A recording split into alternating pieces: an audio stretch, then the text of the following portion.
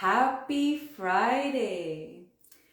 Today we are doing an episode of Transformation Time. So generally we do it every Thursday. Today is a special day. We moved it over a day. But normally we have either Transformation Time or Behind the Scenes on Thursdays. And so today's episode, Transformation Time, we are having Nick Skalkos, and he is going to be sharing his personal development journey and the mindset shifts he's gone through, which I think is always a lot of fun to hear how we all get to where we are. And it just helps incentivize and motivate us to keep going forward. So happy to have him on. Let's see, I can see that we have the request in. Awesome. Oops, did it not go through? Let me just check one more time. Oh, there we are. Hey, Nick, how are you? Good. Thanks for having me. Welcome to my office. Yeah, your vacation was canceled. Yeah, unfortunately, I'm supposed to be in Mexico right now, but I don't think the universe wanted me there. So here we are. And thank you so much for accommodating me. I know that you normally do these on Thursday nights, so I really thank you for doing that. No problem. Thanks for coming on. We're excited to have you on and to hear your story. Cool. So let's get started with just a little bit, like tell people a little bit about yourself, your background, your real estate journey, anything you'd love to share. Okay, well, yeah, I come from immigrant parents from Greece. My family immigrated here in '67, and unfortunately, I grew up in a broken home. My father was abusive, so I ended up just jumping from house to house for like women, houses for battered women, basically. And my family and I were just coming up through the system there in Ontario, and then we ended up in the welfare system where I was destined to stay. Unfortunately, I come from a family of eight, but when you think of a Greek family, you think of, tight knit and everyone's named Nick. And unfortunately, I never had that experience growing up here. And unfortunately, I'm not close with any of my brothers and sisters. In fact, I don't even know, a lot of them had run away from home and have become homeless or hooked on drugs, but they had a really rough upbringing, a lot rougher than me. But at any rate, I was born and raised in Canada, despite the fact that my entire family came from Greece. And when I was 5 years old, I mean, my household was a bit chaotic, but I had an older brother, and he was into music, and he gave me a set of drumsticks, and my world just changed from that point on. I was like, I'm going to be a drummer. And every band I saw, whether it was the Bee Gees or Michael Jackson or Def Leppard, I was just like, oh my God, this is what I want to do. So I actually started manifesting being a rock star when I was 6 years old. And it took a long time to actually manifest. But in high school, I started a band called the Miniatures, and I would doodle our logo on on my duotang, and then I would eventually like form a band, and then we would play some shows, and I thought we were amazing, but we weren't. So went through the process of like just getting denied and being told like, no, like this is wrong, like this does not sound good, and you guys sound different, and this isn't right. And I just didn't give up. I persevered, and I self-managed my band until finally I found a who, and this who was a manager, and my manager broke us into the Canadian market, basically. So in 2003, my band, The Miniatures, finally, after 9 years of perseverance, got signed to major labels, EMI, Universal Records. And then I started traveling the world with all of my favorite bands. And I'm sharing these stages, and I'm on Much Music, and my singles all over the radio. And I'm just like, damn, I'm broke right now, but like I fucking made it. Like I've became my idols. I'm sharing their stages. I'm in the backstage with them where we're partying on tour buses. Like I'm signing autographs. Like it was it. Like I was hooked. I loved it. And then in 2016, um, everything changed, and I went to a Scott McGilvery event where he was explaining how he created wealth through real estate investing. And man, that was just like, okay, you know what? I don't have any money, but I do have time. I don't know anything about real estate investing, but I am quite resourceful. So I decided to invest in myself and started just started going through the motions of investing in real estate. So I started investing in real estate in 2016, and I didn't look back. And I didn't do much music until 2020 when I did the theme song to Scott McGilvery's hit show called Vacation House Rules, which is about short-term rentals. And then that was the last thing that I did. And since then, it's been a whirlwind. So I haven't done much music since then, but I am planning on getting back into it. But that's how I started my real estate adventure, was in 2016, and then here we are today. So. That's amazing. That's quite the story. That's a really amazing to hear, and just to even to show in your music career, because I feel like everything you can always incorporate into how you are. Let's say now, especially like getting into real estate, like you said, like you're persistent. It was going to happen, and you were just making it happen. So I like that. I would say that quality, that skill, I'm sure it's something that you bring into also real estate, where it's just like, okay, I'm gonna make it happen. Like whatever it is, it's going to happen, and it's like almost it sounds like a non-negotiable for you. Absolutely. Yeah, 100%. There was one night where my manager, we had signed all these major labels and we had filmed a $50,000 video, and Much Music didn't like it. And no one was picking it up. And my manager was just like, man, I don't know what to do here. And so I didn't accept that. I was just like, well, I don't know what to do either, but I called up my guys. I grabbed three of them, and I'm just like, we're driving to Toronto, which was an hour away from Kitchener, where I was from. And I said, I don't know what we're doing, but pack some CDs, pack some posters, and we got to do something.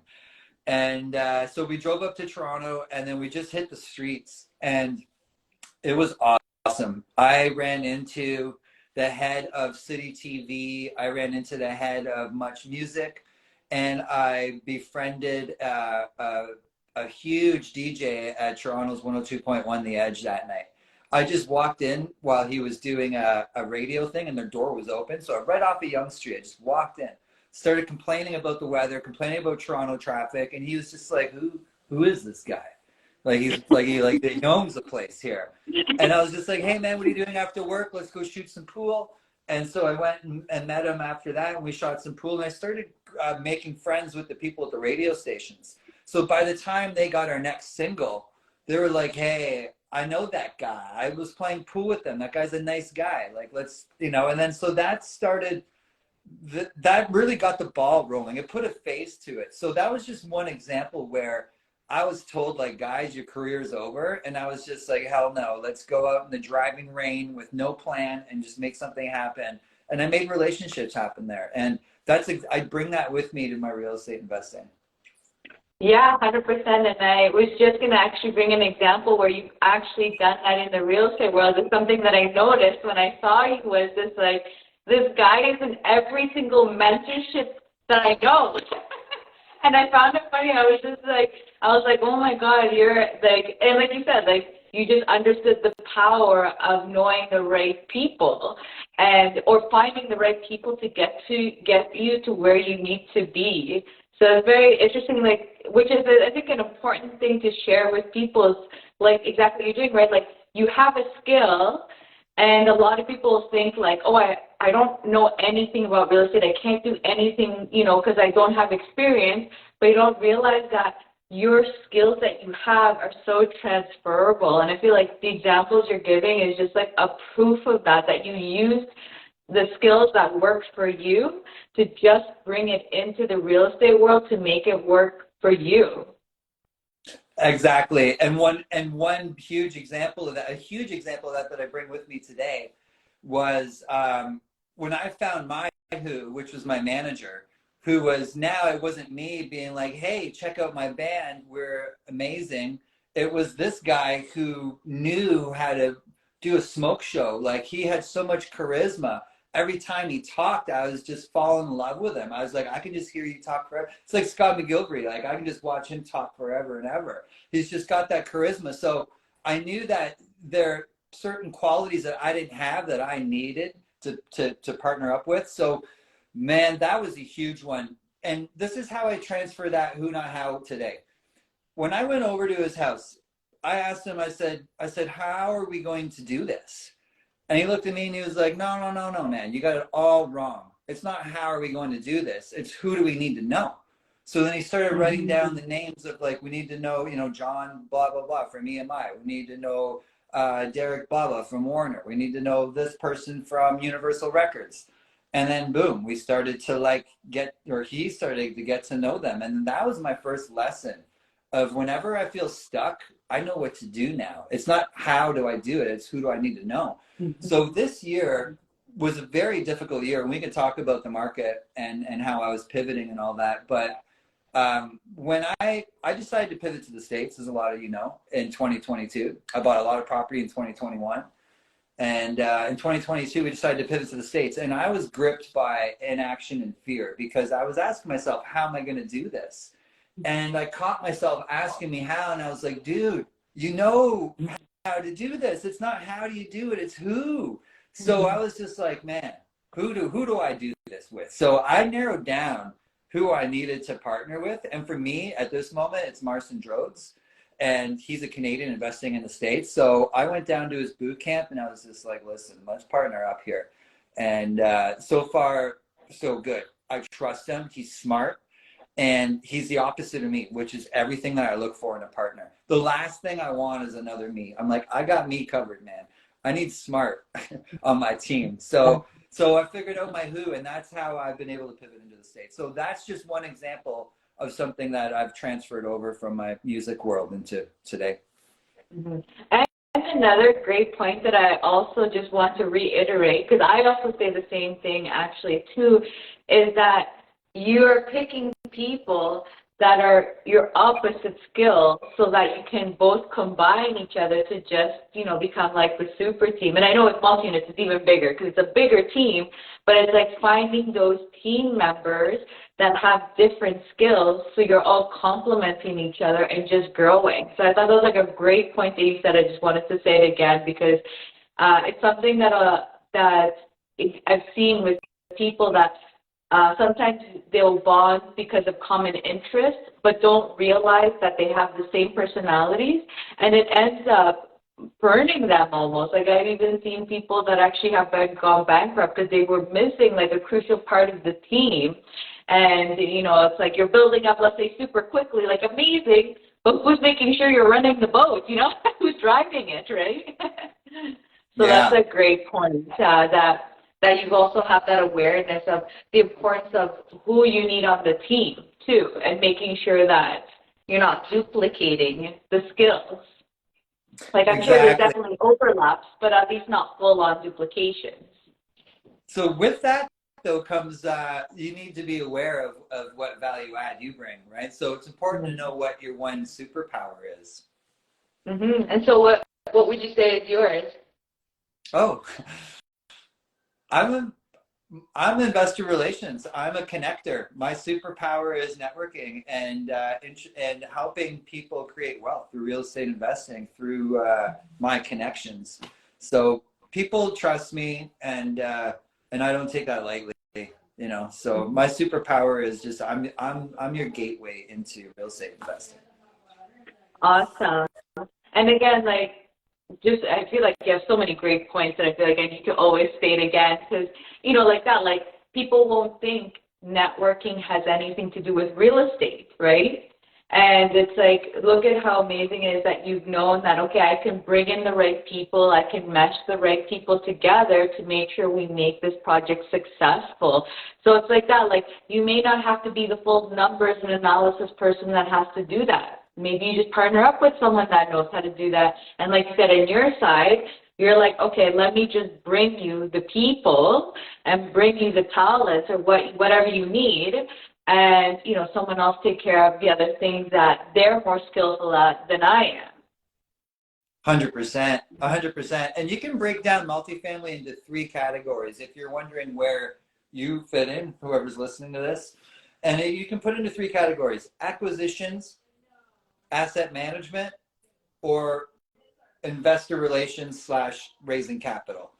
So if you can put yourself into one of those three, and you can start by asking yourself, do I like doing video reels every day? Do I like posting social media posts? Do I like going to, events and being everywhere in person and meeting new people and doing 5, 10, 15, 20 calls a week? If the answer is no, then you're not a capital raiser, you're not a networker. Raising capital is really difficult. You need to have thought platforms like this. You need to have mail out leads. You need to have a list. You need to be present. You need to be an authority in that space, and it takes a lot to do all of that. You know, I spend close to $3,000 on marketing a month just to have the impression that I give, right? And it costs a lot. And in 2022, I didn't even pick up a single property. So they say, when you're down, that's when you put more money into marketing. So that marketing can't stop. If you're not budgeting for marketing, then you're missing an opportunity here. So I really do suggest that whoever's listening to this consider putting aside some marketing money, and if you're doing what I'm doing, raising capital, wanting to establish authority, all that. Mm-hmm. Great point, and you're right. Like, it is very hard. I feel like a lot of people lose their momentum and motivation when things are just changing, and especially transitions are always very hard, right? Because it's like things are transitioning, so it's like all the investors are trying to figure out, okay, what are we doing now? What is changing? How can we keep on going? But it's true, like a lot of them, for example, will decide, because I see the same thing happening even with wholesalers, right? They'll all of a sudden, some of them will just completely stop advertising because as soon as, 1 or 2 months, nothing's coming in, they're like, oh my God, we need to stop. And it's like you said, it's like, this is the time. Just keep on going, because yes, you're losing the money right now, but it's going to come back, and probably even more. It's just that those lulls are there to kind of, if anything, like showcase you more. Because like you said, you're probably the only one advertising, one of very few amount of people that are advertising, because other people have given up and just like, oh, I'll wait it out. Maybe I'll wait 6 months, and then to ramp up that takes its time too, where it's like you're already you're doing like a nice continual increase, or probably even like starting to do a parabolic, right? But others will do like, okay, go, stop, and then you're like almost dropping, trying to get back up there again, and it's just like consistency. You don't realize the importance of consistency too. It is. And if you're trying to do it all yourself, imagine you're trying to run numbers on a property, select your tenants, paint the property, find the insurance company, property manage it yourself or find the property manager, cut your grass, create your own corporate structure, chase your shareholders for agreements, open your bank account. I can go on and on and on and on. And then from there, add on doing a 2 posts a day on Instagram, 2 posts a day on Facebook, a reel a day, maybe a TikTok as well. And then you have a blog on your website, and then you have a newsletter every 1 or 2 or 3 weeks. It's insane. And then you've got messages coming in, then you've got Zoom links and Calendly, then you've got automated stuff coming in. Like, that's just capital raising, like aside from asset management. But the problem is that when you buy a single family home or a duplex, is that there is no capital to cover a property manager, likely, and therefore you got to do it yourself. So that's why I don't do those anymore. That's why I only do apartment buildings where the scale of economy allows for me to hire out all these tradespeople so that I don't have to be there. And honestly, purchasing a 6-unit or a 12-unit is a lot simpler than purchasing a single family home. I tell people that all the time. The financing's easier. the cash flow is better. You could asset the manage from abroad if there's enough money coming in. It's crazy. 100% agree. And also I think just another important thing is, like you said, you get to focus on your superpower, your skills, because that's I think one of the nicest thing of doing multi-units or much bigger multi-units is that it's a team sport, which, like you said, is just like get the people that are good at the areas that you're not, and you just become like a superpower of team because you have like the right people on the team. And like you said, you're focusing on what you're amazing at. And if everyone just focuses on what they're amazing at, like how can things go wrong, or like fall? Because I mean, there's always going to be problems, but with a good team where you're finding that everyone is, enjoying the areas they like, I mean, how can that go ever wrong? Exactly. And real estate is one of those things that you can design, you can live life by design, which I think I'm an example of, because last year I've done everything. Like I just mentioned, everything I just mentioned, that was me. I even evicting the tenant, the landlord tenant board, representing myself, like you name it. I've done it all. And, and I went on a mission last year to be like, real estate, I want real estate investing to simply be a series of conversations, and where I'm doing nothing else, but I'm just talking to people. And because we've scaled and invited people in, I'm okay to cut people in on equity if they're going to take over tasks that I'm another not good at, or B, I don't enjoy.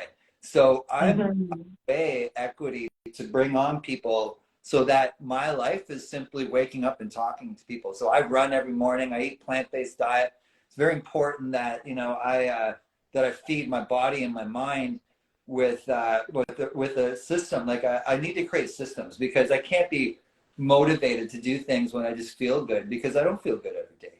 So you got to follow the level of your systems, and so I find that very important, and that's where I'm at right now, and that's what's important to me. And then talking to people is simply it. Sometimes Sarah will bring me a document to sign, and that's it. And it's incredible. Like I can't believe it. I'm not making a shitload of money.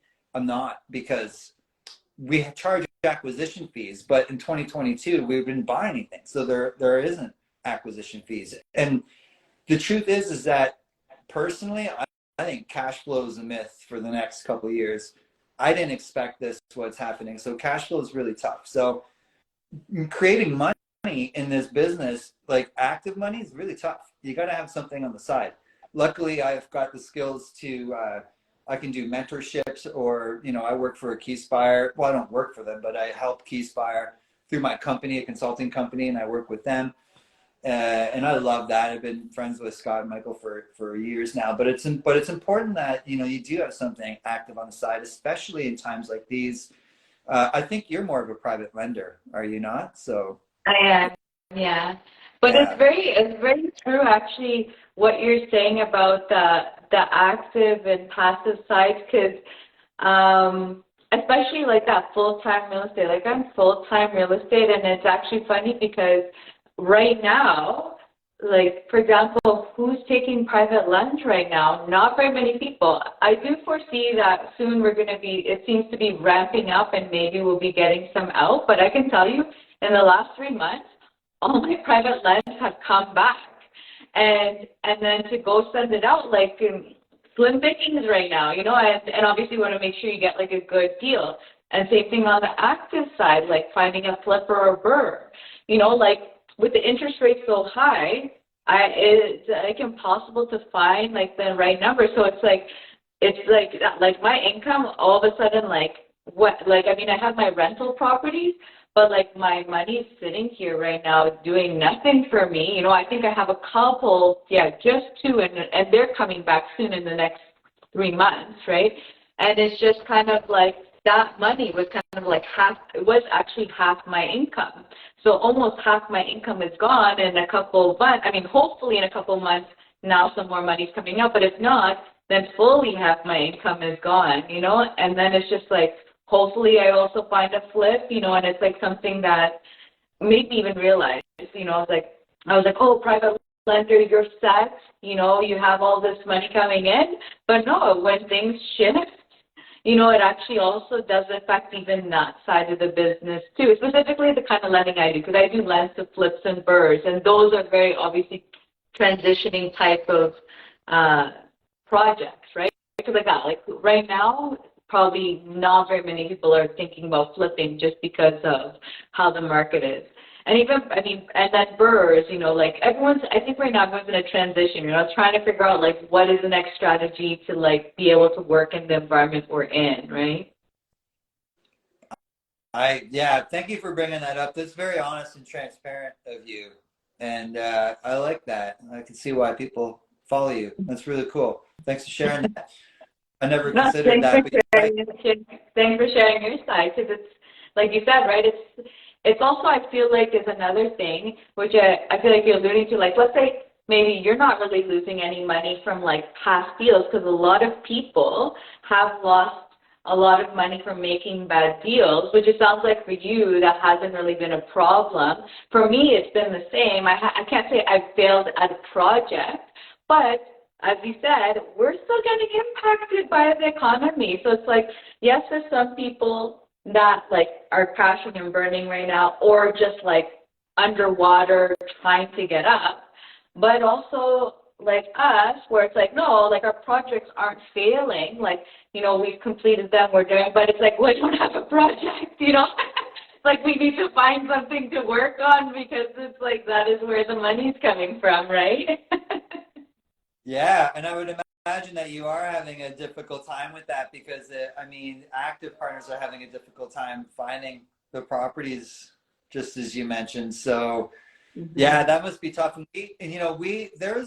There's a property that we bought in 2022 that was really skinny. The profits were really skinny, and had we got a 5-year mortgage on it, it would have been okay. But we put like 2-year mortgages on these so that we can pay back our lenders, because we're increasing the NOI, and we can do a refinance and give them back some of their capital. That would be great. So that was the plan. Well, we had no idea that we would be refinancing at like 6 or 7% at the time. So this one particular property is actually underperforming, and we see the writings on the wall. So we actually we just got a firm offer on a sale. So we're selling one of our 9 units for under like value. Like it was worth probably 6-7 months ago, it was pushing $1 million, and now we're having to sell it for $850, and we're okay with that. It's not the best news, but we're good with that. But there's proof right there that deals are coming. I sold a deal. Like, it's crazy. I don't know if they're going to get to below pre-pandemic prices, but the deals are coming down, and it's happening now. So if you can just be tricky with how you're going to get over these high interest rates for the next little while, then you bought at a deal, and that's where you make your money in real estate, is on the buy. So now is the time to buy, ironically. 100%. That's a great point. Is that exactly that? Like, that's actually what I've been telling a lot of people too. It's like, especially like that, it's like, if we're having to deal with these high interest rates, prices are going to have to go down, because people are going to have to, like, they need to make sense with the mortgages. And so it's like, fine, your mortgage may be at a high interest rate for 1, 2 years, maybe 3, whatever. But you got a stellar deal. You refinance that, and then you're laughing, because let's say you're cash flowing now, or at least like a little cash flowing, just like that. Like, it's very hard, like you said, but maybe a little bit or a break even. But in 2-3 years, you go to refi, so many things have changed by then. And it's just like, why not take advantage of the opportunities now? Prices will be going down. I just feel like patience needs to be our friend. Yeah. No, and it's true, because sellers are really being forced. They've been bullish about dropping their prices because they haven't accepted what's happening. But the truth is that if they don't sell by, like, let's say September, when their mortgage renews, then all of a sudden they've got to pay $1,400 a month in cash flow out of pocket or something like that. So they have to sell. Like, they have to. These deals are coming. And we're about to close on a 144 unit in Houston, Texas. And they wanted like 105 a door back in May, June, maybe more like August, September. But we just let it go, right? We're just like, okay, fine. And then they got an accepted offer because they took, they took the highest price, but the people that put that offer and they don't know what they're doing, and the deal fell through. So now they're back and they're just like, hey, let's do some wheel and deal. And we're like, great. Not at 105 a door though now. Now we're down to 83 a door. And it looks like we're actually going to close on this. And that was worth the wait. They came, we put an offer, we got rejected, and we sent them on their way. And then when they come back the second time, that's when something went wrong. You've got them there. So it was hard not to catch a falling knife this year because we were putting offers in since March. And had we had one accepted, we would have overpaid. So luckily we hadn't. We walked away from tons of stuff too because we're afraid of CapEx. So if we see cracks in the water line or anything major structural, we'll just walk. We won't even counter because we're just like, forget that. You can't get your money back from CapEx, unexpected CapEx. So we're finally about to close on a 144 unit for 83 a door in Houston, Texas, which has an MSA of like 500,000 people. Like you're not going to find a building in Canada for 80K a door, like maybe Timmins or something, but like there are inherent risks with investing in tiny little towns.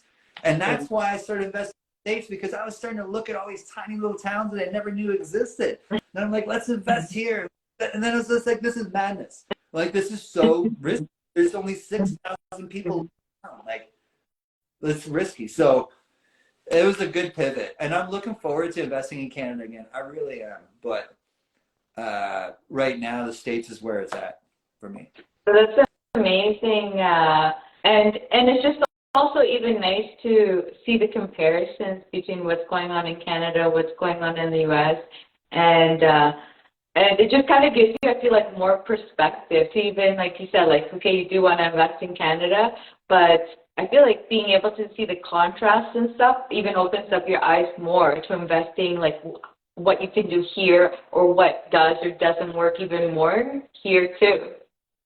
Totally. The biggest difference I saw, tenant laws, the landlord laws. Like, you can actually control an asset here, and you can properly evict someone, and not having that control over my assets in Ontario, especially, like it's hard. I don't know why I love Canada, but the landlord laws. Yeah, it's crazy, right? How things have.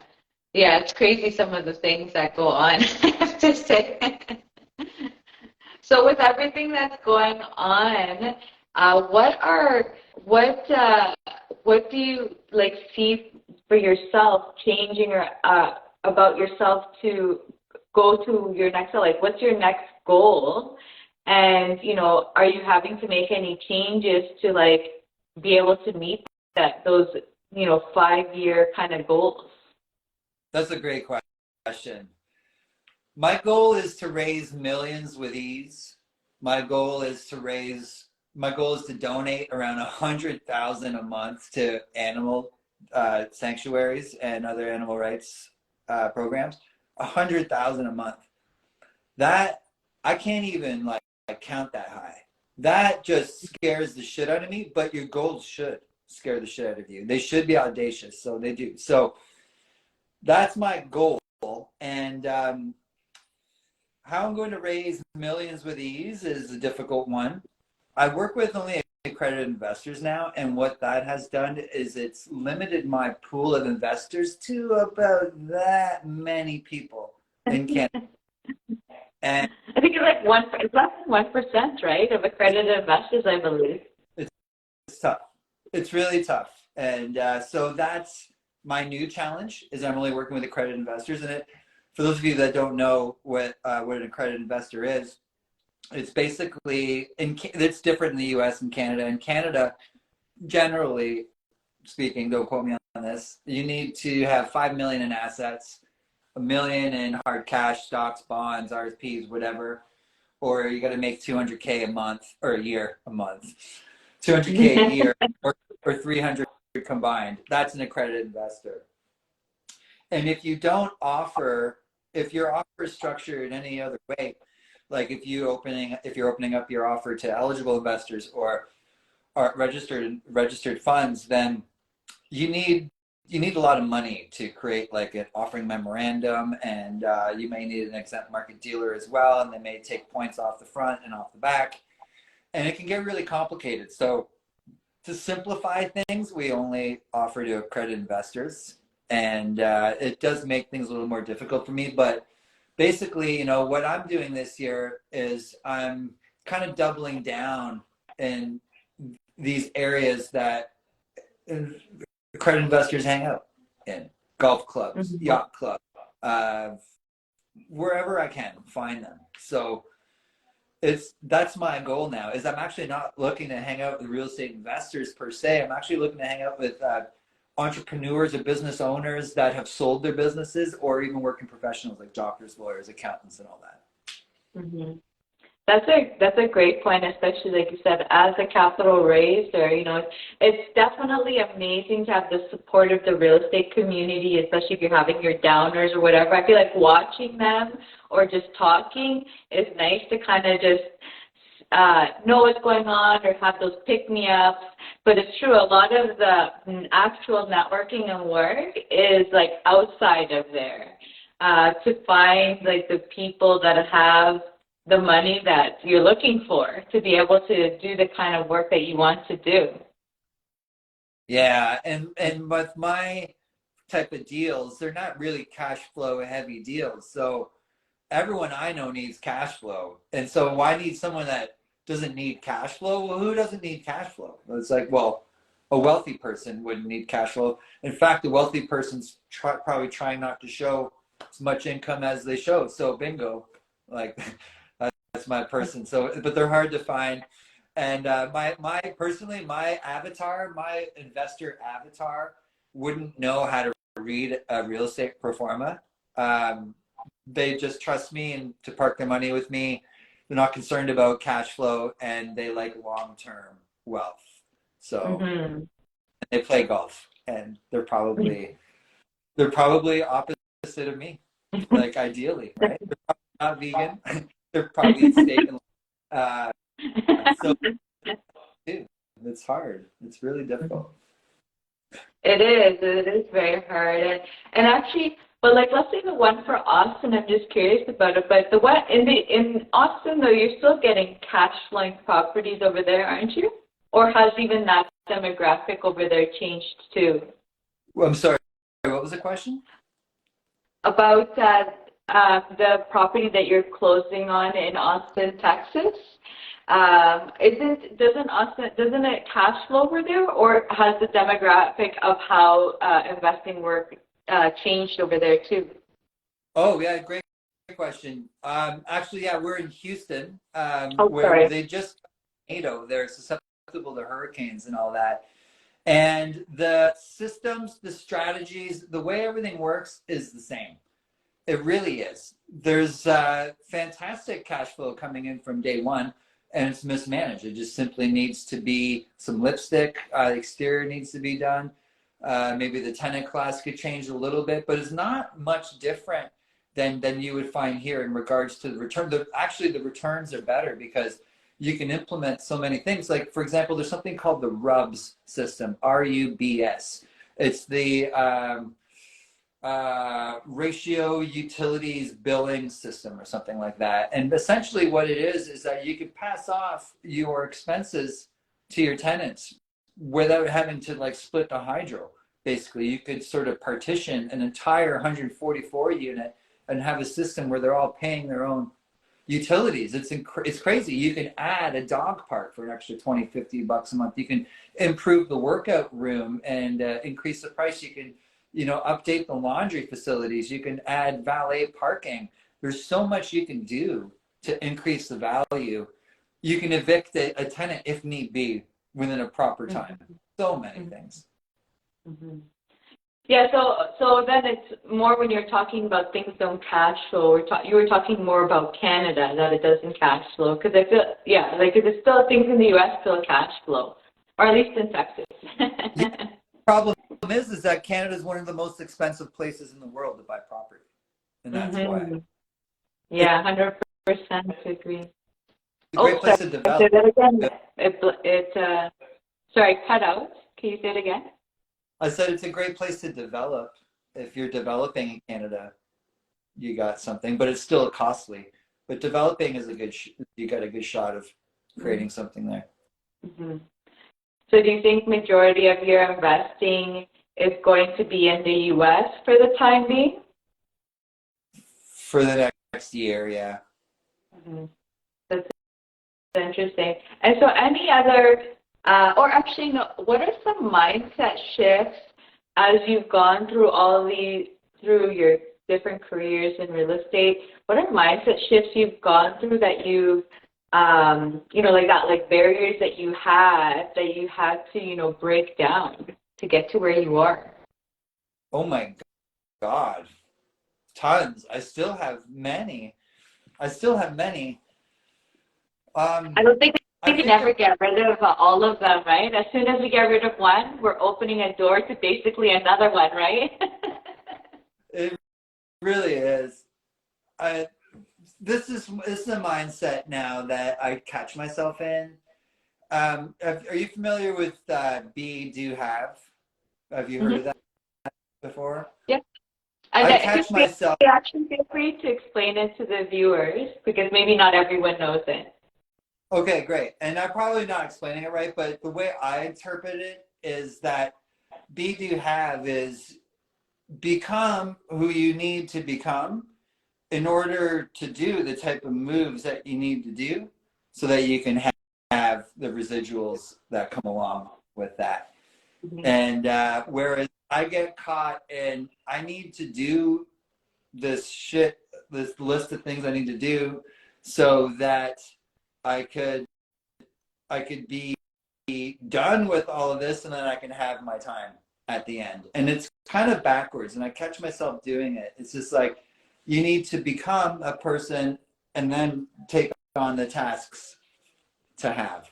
So that's been my biggest mindset takeaway is that I sometimes finding myself, oh, I got to do this, I got to do this, I got to do this. And I'm like, dude, that's like the worker mentality. I got to do this, and then then I can be happy, and then I can have my time back. And it's like, no, be happy, be that person, do what you got to do, have it. So that's been my biggest mindset, and also structuring my days as well has really helped with it, and not compromising on my workouts. That really helps as well. So adding some structure and not being the victim. So today I woke up the victim because I'm supposed to be in Mexico, and I was kind of pissed about things, and I was feeling sorry for myself all day, and it's brutal. Like, it's just important to catch yourself being that victim and just turn things around. My life's amazing. Like, there's nothing to complain about. So yeah, those are some things that And it's great I've been. to start building that awareness. It's true, because the worst is like when you're just complaining, but you don't even recognize it because then you just start building, I would say like years of it if you don't know that you're doing it or you're not in some type of like mindset group or mentality where you learn a lot of this. A lot of people don't recognize just like the negativity going on in their minds. And then like that, like at least you recognize it and you're kind of like, what am I doing? Like push that away. Like you said, like how, like, let me be grateful for everything I have. And like you even said at the beginning, right? Like it happened for a reason, and you'll probably find out down the road what that reason was. For some reason you didn't go, right? Well, yeah, and I've got this opportunity to talk to you. I just feel bad I made you rearrange it. But Oh, don't worry about it. At least we got you on, and we were able to make things work out. So, any final words or anything that you would like to let our viewers know? yeah, I guess I run into a lot of people that feel stuck, and I feel bad when people do that. So I feel like it's on me to share with as many people as I possibly can how I felt when I was stuck and what I did to overcome it. And we addressed it earlier today. So if you're feeling stuck, if you're listening to this right now and you're feeling stuck, the answer is who, not how. That's your answer. So you need to find your who. Perhaps that who is your business partner. Perhaps you're taking on too much, and perhaps you need to bring someone else in that complements you. Perhaps that who is someone that you wouldn't think you would be partners Like a with. support system wise. Someone could be just a support just to help prop you up. Of course, that's fantastic. Yeah. So I think partnering up with people is how you do it. So if you're looking to how to invest in the U.S., how to buy multifamily properties, it's important to know how to do it. But if you're going to try and take on all those tasks, the weight and the pressure of everything is just going to bear down on you, and that might lead to inaction. Mm-hmm. And if you don't catch first, then you're just going to go down that road to inaction, and that's a sad road of having to turn things around. So partner, give away your equity. And I know people would probably disagree with me with that, but I don't care. That's what I do. And I cut people in to do things that I don't want, and I progress forward because I rather have a slice of a watermelon than a whole grape. And so if you're digging what I'm throwing down right now and you're feeling stuck, then find a partner. And make sure that that partner is someone in a community, because I honestly feel that your partner should be investing in themselves, and I feel that you probably should avoid partnering with someone that's avoided paying for investing in themselves, either paying for programs or everything. I think that's a red flag personally. So I would partner with someone that has proven that they're willing to spend money to further their own self-improvement. And so, yeah, hope that helps someone out there. Yeah, those are all great points and very true. Actually, I would believe the same thing too. Because if you're not willing to invest in yourself, why would I want to invest in you? You know, it's just kind of totally agree with that. All your points that you said. And yeah, thanks so much for sharing your story. If you guys all love what you heard, feel free to follow him. And if you want to follow myself and you like the shows, feel free to follow me. We have the shows. And yeah, thank you so much, Nick, for coming on. My pleasure. It's so nice of you. I don't do these often, to be honest with you. So it was really nice getting to chat with you. I love this show. This is a great premise, and I will be following you as well. So again, thank you to everyone that tuned in. You're welcome to reach out to me at nick@nscrealestate.com if you want to chat. I'm pretty busy, but we'll see what we can do. And again, thank you so much for having me. Have a wonderful night, everyone. Awesome. Awesome. Thank you, everyone. Thank you, Nick. We'll see everyone in the next